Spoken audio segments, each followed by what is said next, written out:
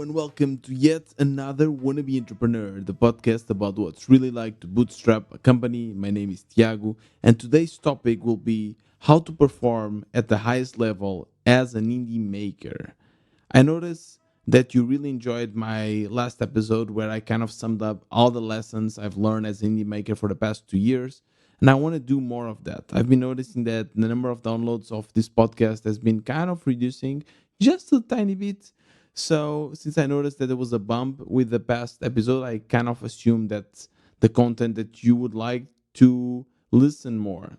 You're tired of my blabbering and just speaking about multiple topics. So now I'll test this. I'll try to focus on one single topic, one single or a couple of lessons around that topic. And I'll still, don't worry, I will still just speak about whatever's going on in my life and my feelings, but I'll try to wrap that episode structured in a way that it's around one single topic. And today I'll try to basically share my experience and share a little bit more about how I structure my day as an indie maker and what things I've tried that worked really well and things that I tried that do not or did not work. So now, what does it mean to perform at the highest level? I know it sounds that we are like athletes, or we do some kind of sport that I don't know, we do football, basketball.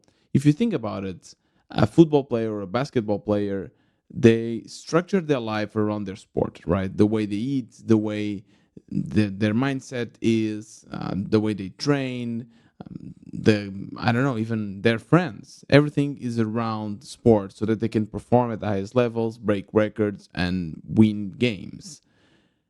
It's kind of the same for other professions, right? I mean, if you think about it, being an athlete is a profession, and being whatever you're doing, being that, I don't know, an accountant, a lawyer, indie maker, a developer, a designer, whatever, that's as well a profession. And like the athletes, that structure their day so that they can perform at highest levels, we should do the same, right? And we kind of do. We kind of guide our life without even noticing sometimes around our profession.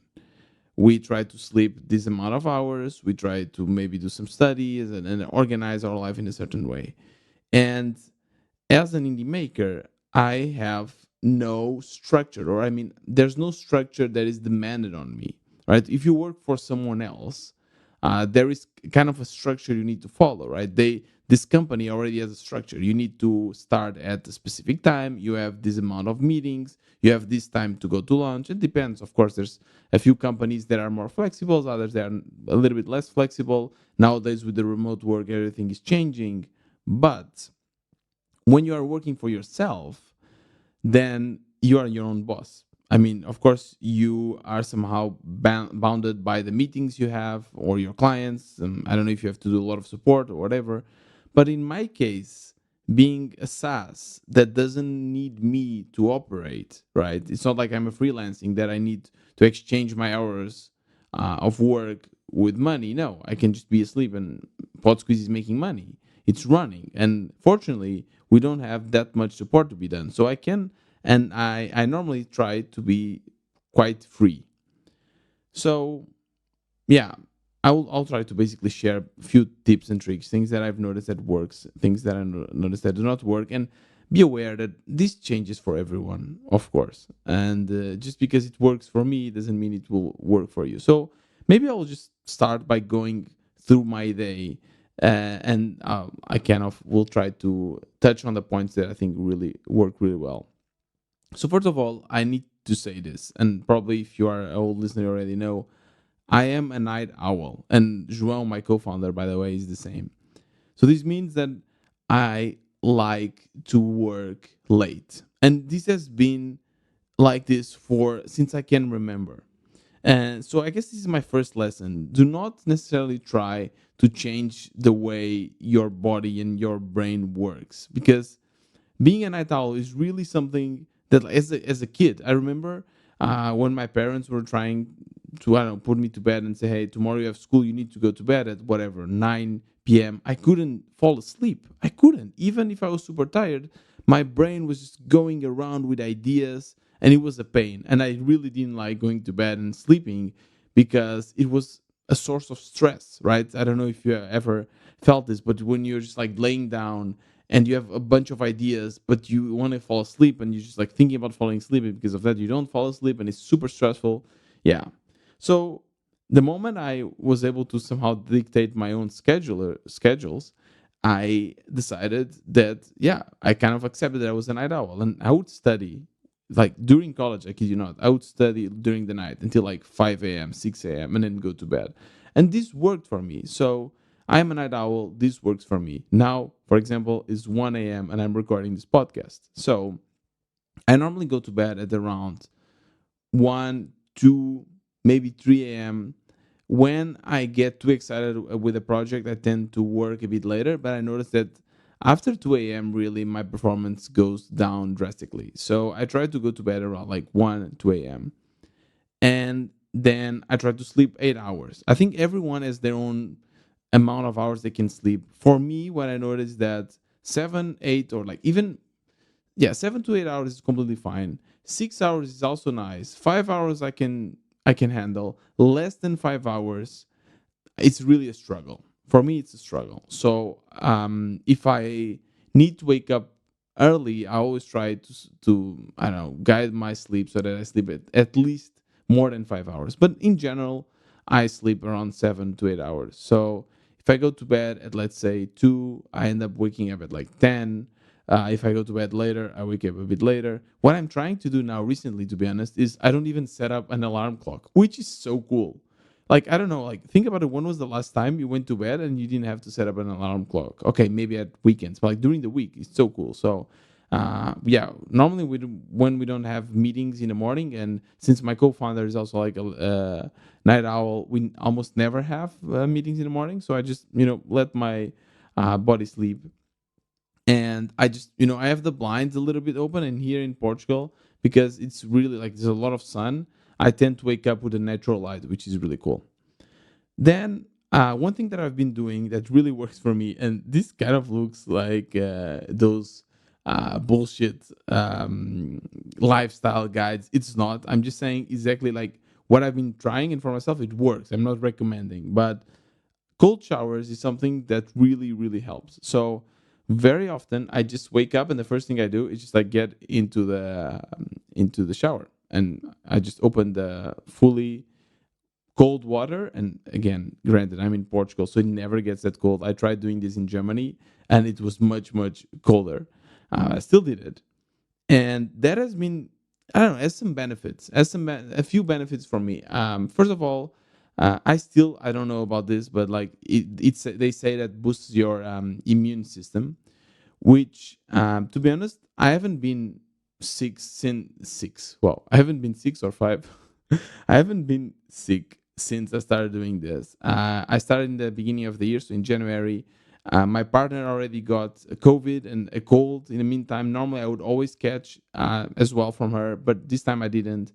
So I don't know if it's helping or not. A few things that I know that is helping. First of all, it's much much easier for me now to tolerate colds, which is really good because here in Portugal, the water when you go for a swim in the ocean, it's really cold. So this time I was able to enjoy the summer and going to the water without shaking and doing all of this crazy dance that people do before getting into the water. This time was super chill, and as well, what I've noticed is that there's kind of a mindset change when you start doing cold showers because you start seeing life as a succession of cold showers.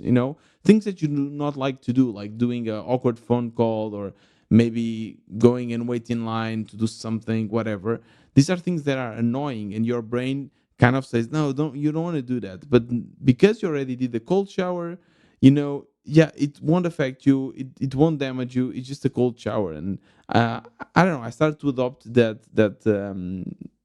mindset because I started doing this. So I do this, and then I just grab a coffee, and I do not eat anything. I'm doing the intermittent fasting again because I also wake up kind of late. Right, if I wake up at around 10:30, it's okay for me just to have lunch.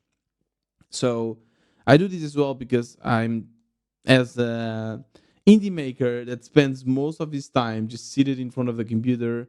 I don't move a lot, right? You know that I also do sports, so twice a week I like to do Muay Thai, which is really intense, but still like twice a week it's enough, but it's not a lot, right? So if you eat a lot during the day, you will not, these 2 days of exercise won't compensate.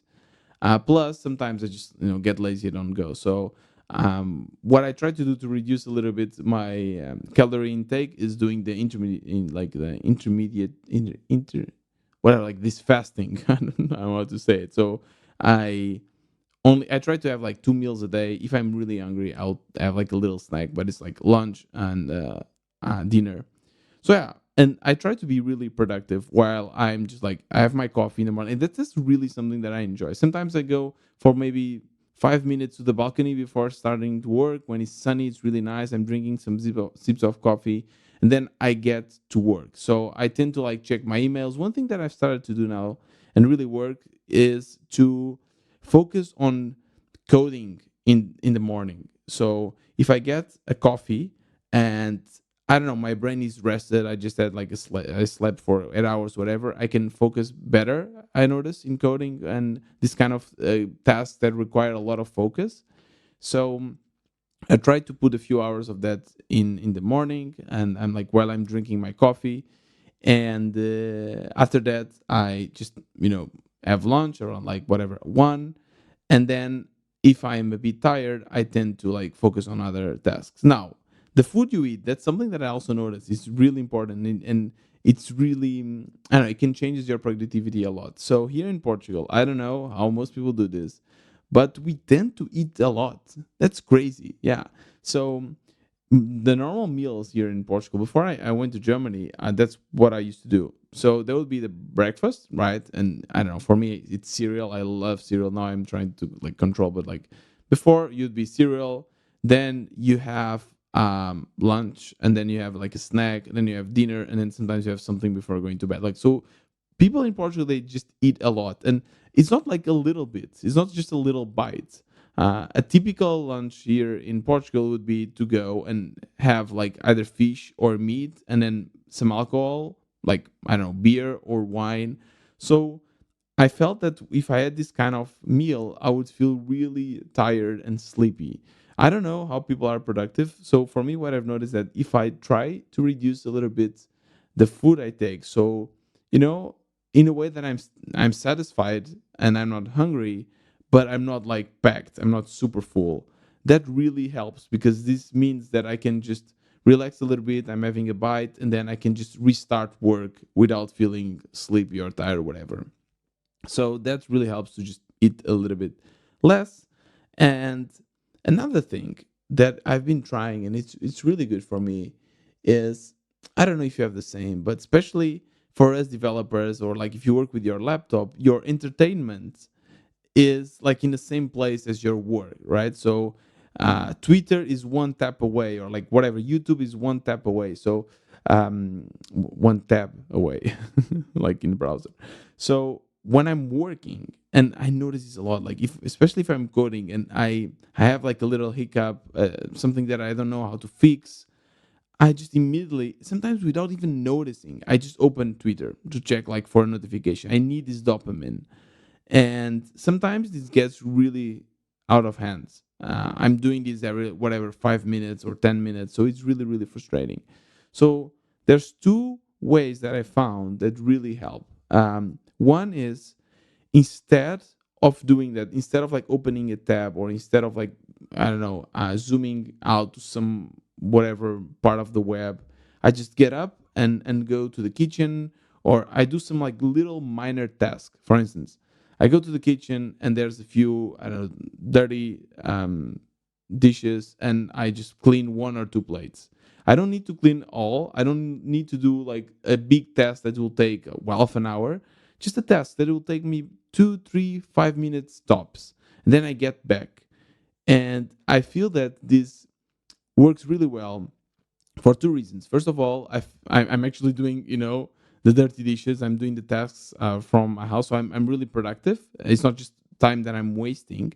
I feel that I've achieved something. So I still get this dopamine, like the same dopamine as like going to Twitter or something. And then I feel that once I return, I get to focus. And sometimes I'm able already to just like fix these problems. By the way, still in the coding mode. I don't know if this happens to you, but when I'm coding and I want to somehow structure a new feature, and I need to understand, because when you're like coding a feature, there's so many things, right? You need to understand how are you going to introduce this in the code, how the user will see the feature, what's the usability, whatever, a lot of things.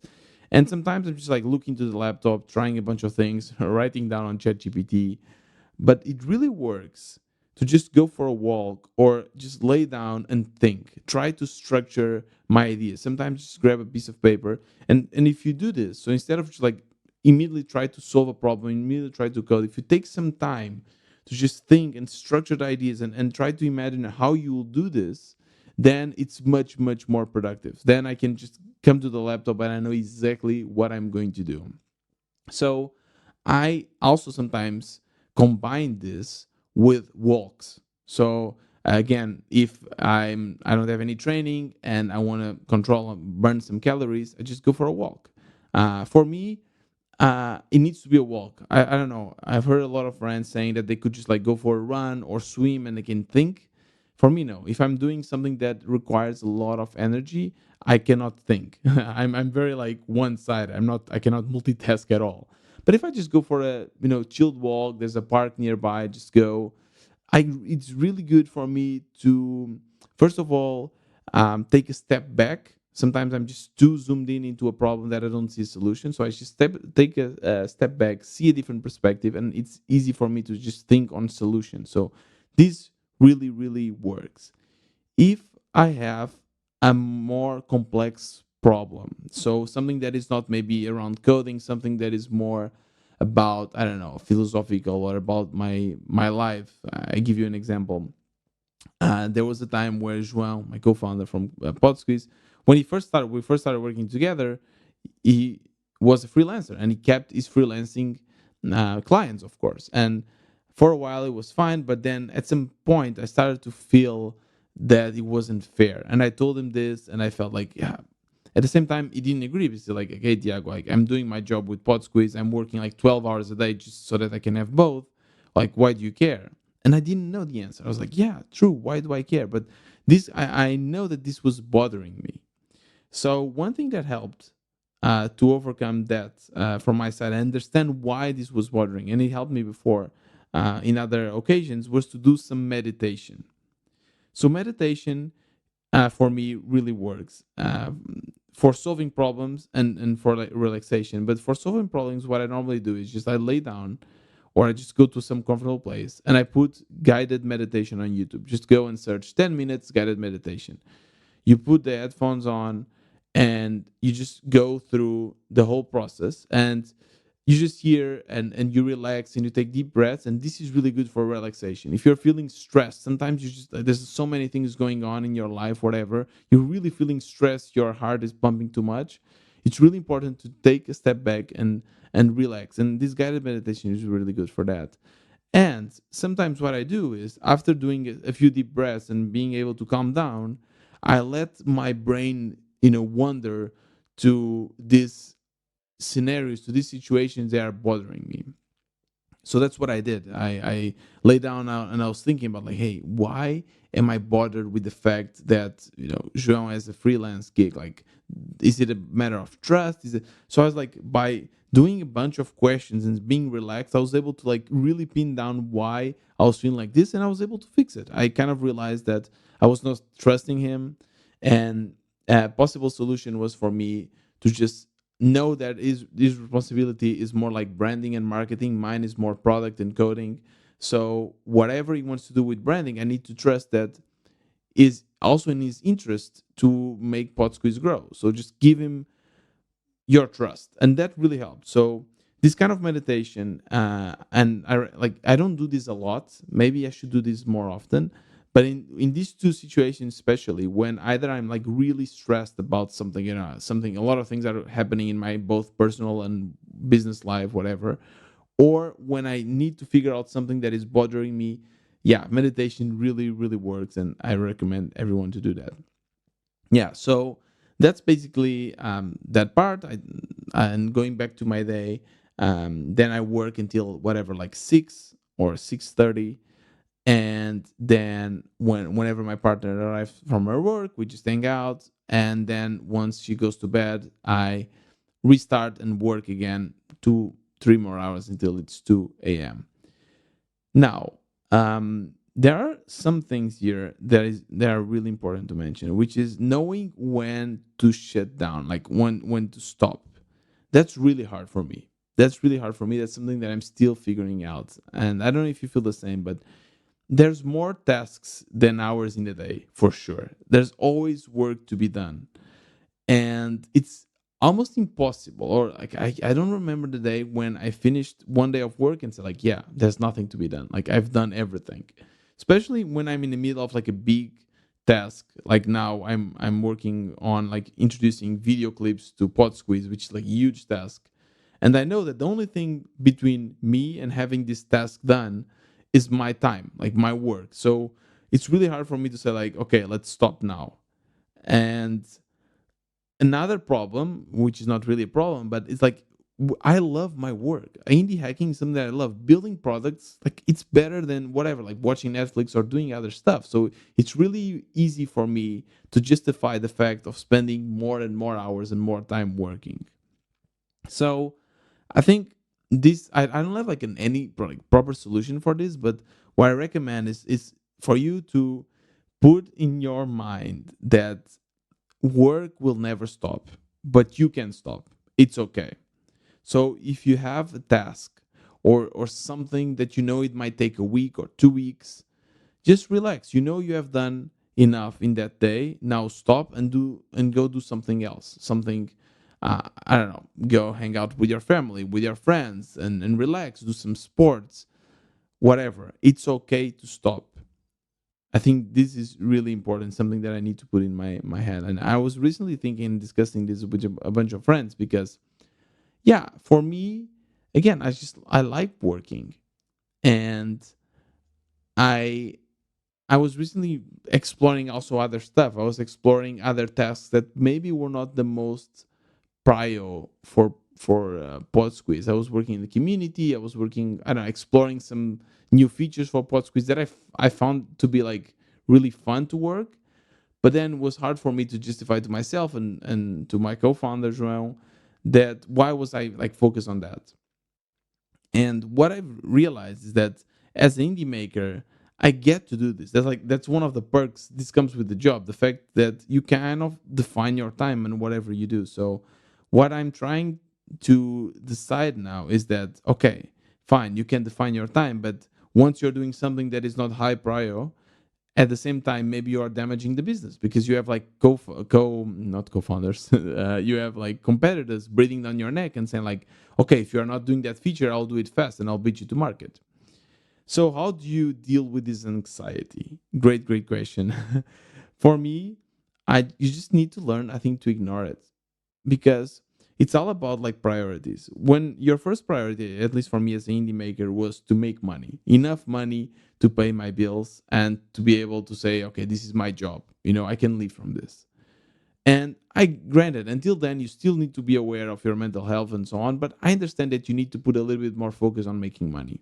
Once you reach that point, things change, right? Because now making more money is not the priority anymore. Okay, it's good, you want it, but it's not the priority. So now you get to do other stuff. So that's what I'm trying to think now and trying to put into my head is that, okay, it's fine. You're already making the salary. As long as you're making the salary, this is not the most important thing.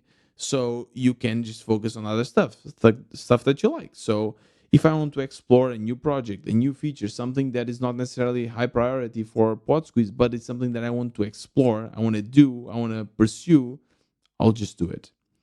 So that might be again a new feature for Pod Squeeze, a new product, but can also be, I don't know, going sailing, or I don't know, read a book or do something that excites me. I know that Pod Squeeze still excites me as well. Like the challenge of growing the brand and getting more clients and beating the competitors is something that I appreciate. So I'll always do that as well. But I try not to stress too much about also wanting to do other stuff. I think that's really really important. Yeah, and I think that's basically it. That's all. I guess one thing that I've mentioned in the past episode is that it's really important to rest. Again, even when you're in the phase that you're still not making enough money, resting is part of the job, really. And this is something really important that you need to put into your head. So it's funny because when it's something related to our brains, we don't realize it. But if it's something related to our muscles, we do realize it. For instance, if you go and start doing push ups, right? You do one, two, three, whatever, 10. And if you cannot do more, you will notice. You'll be like, okay, it's done. Like my muscles cannot go any further. I cannot do more. Perfect. And then you rest and you accept it. And the next day you will do more. Maybe you can even work better and do more push-ups. But with our brains, for some reason, we just don't accept this. We are working, let's say, for 5, 6, 7 hours into something, and then of course we get tired. But then we just want to push, and we feel bad if we stop working. Even if we stop working earlier, we feel bad. Why? I think it's important to see our brain as kind of as well a muscle. Like when you're doing push-ups, you know that you get tired. With your brain is the same. So eventually you'll get tired and you need to rest. And when you rest, the next day you'll come and you will have better ideas, a better perspective on whatever problems you're having. You'll make better decisions and you work better as well. So rest is part of the job. As an indie maker, rest is part of the job. So even if you're feeling anxious and you think that you need to work more, work smarter. Don't work harder. Take some time off. Go for a walk, relax, and try to gain another perspective and think, okay, how can I make this better? How can I work smarter and optimize my time and reach my goals? Yeah, that's basically it. Of course, that besides that, it's very similar to whatever athletes do. If you drink a lot the night before, if you drink during the day, I think your performance will go down. So it's always good to do this with a moderation. At least that's what I try to do, and I try to cut down on everything that might distract me. So this is also something I think it was Mark that told me this once, and it's really important. Try to avoid the commitments where people are making the decisions for you. Like freedom is your most important asset. Like the freedom to decide how to spend your time. So sometimes if you have a client that is, I don't know, asking you to do a bunch of stuff just to gain his or her trust. Let's say there's a client that say, okay, I will pay you, but just let's set up a meeting. Let's do a bunch of stuff that you don't want to do, and you feel that it will just be a waste of time for you. Just don't do it. It's better to lose that client. It's better to say no than to say yes and just waste a bunch of time. I think it's important to see your time and to attribute a monetary value to your time. And that's, I promise, the last tip I'll give you, because this one is really changing the way I make decisions. So I decided to give a value, a monetary value, to an hour of my time. For me, it's $60. Why is it $60? To be honest, is a bit arbitrary. I decided $60 because when I was doing freelancing, I was able to get $60 for my time. So I don't know. It makes it easier to think it's $60. So what does this mean? This means that every time you're doing something else that is not, working necessarily, like, you are losing $60. So for me, a great example was, like, I hate cleaning. Cleaning, I'm really bad at it. I'm bad at cleaning. I don't like doing it, but I know that it's important. Like, it's important to have your house clean so that you can have your parents here and they won't, like, nag you or something. So uh, we hired a cleaning person, and it was probably one of the best business decisions I've ever made, because now she comes once a week for 2 hours. I spend $10, €10 per hour. And while she's cleaning and she does a much, much better job than I do, I am working. So you see, my hours, like in these 2 hours that I'm saving, I'm making 120 bucks, and I'm paying 20 bucks for this. So I'm like making 100 bucks. So this is so cool, and you can apply this to anything, like to, I don't know, edit this podcast. When I have the interviews, like editing an interview takes hours and hours, like 5 hours. 5 hours at $60, it's really like $300, really expensive. So if I can hire someone to do this for like $100 or $150, I'm making money because it's something that I will need to do anyways. And I yeah, instead of that, instead of being myself, I don't know, instead of being like resting, instead of working in pod squeeze or doing whatever I want to do, I'm editing. So yeah, allocating when once you like put a value to your hour, it's so much easier to make these decisions. It's They are no brainers. They are investments. So think again, like I think it's a really important exercise. Think about like how much you value your hour in terms of money, and then see how many things you're doing that you don't necessarily like and enjoy, and you could exchange these things by working more or resting more or doing something you like, and just make this calculation. As long as you're not paying more than your hour is worth, probably it's a good investment. And that's it. That's all the tips I have to perform at the highest level as an indie maker. I hope this was exciting and helpful for you. If you have more tips, make sure to send it my way at WB on Twitter. I have my DMs open and I love to hear from you, really. Like, I answer to everyone. So if you have any questions or any topics that you think I should focus on in the next episode, make sure to shoot me a message. If you want more of these episodes, and if you think that this is actually a cool podcast and you want me to continue doing this, there are a few ways how you can support me. One is becoming a member of the WB community. It's a community only for makers, probably one of the top private communities for indie makers out there. We are based on Slack, and you'll meet people from all over the world. You'll get feedback and you'll feel less lonely. And you'll be as well supporting this podcast. This costs $10 per month, and yeah, I would really appreciate if you would support. The link will be in the show notes. And that's it. This is the end of another Wannabe Entrepreneur. Have a great weekend and see you next week.